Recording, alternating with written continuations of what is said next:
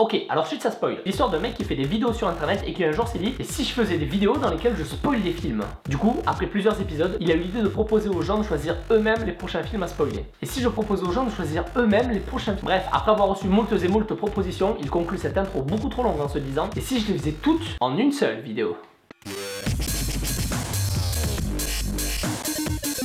Ok, donc on commence avec l'exorciste. L'histoire d'une petite fille qui est possédée par un démon, elle devient très moche, vulgaire et vomit beaucoup. À la fin, le prêtre absorbe le démon en lui, se jette par la fenêtre pour le tuer et la petite fille est sauvée. Les extraterrestres nous envahissent. Après avoir empalé le Joker de Batman, carbonisé Marty McFly, puis décapité James Bond et un cheval, nous on se rend compte que pour les crever, il suffit de leur passer un bon vieux morceau bien rétro.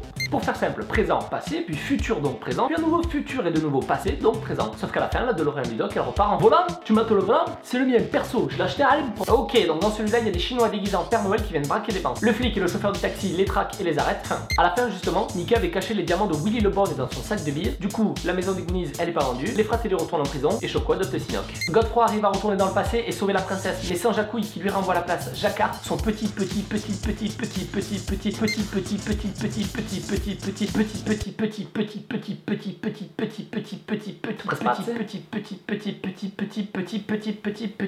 fillot.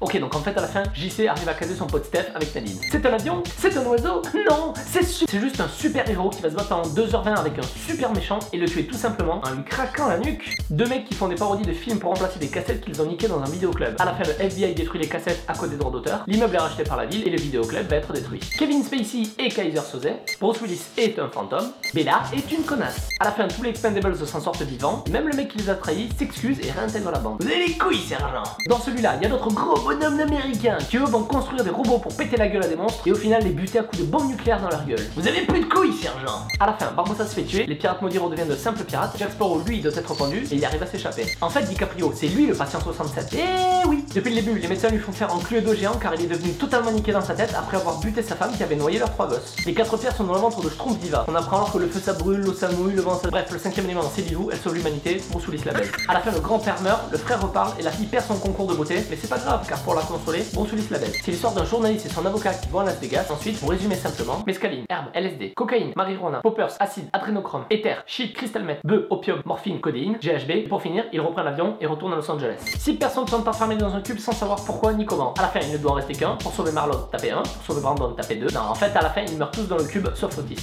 Au final, ils gardent quand même le chien, la tortue et leur fils roux. Ils repartent vivre à la campagne et le père devient dessinateur de la BD Boule et Bill. Un flic gentil, un méchant très méchant. Le méchant tombe dans le coma, donc le gentil se fait greffer le visage du méchant pour savoir où et comment désamorcer une bombe.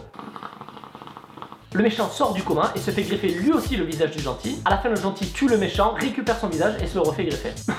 Et pour finir un film sur la vie des insectes, ça joue dans la boue, ça boit dans la pluie, ça pèse dans les fougères et du coup à la fin...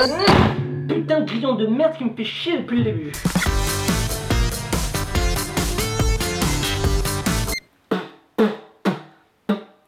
C'est de la merde. Le cigare c'est vraiment de la merde. Ne fumez pas les enfants. Par contre la beuh ça défonce. Donc droguez-vous et trichez à l'école. Bruce Willis la baise.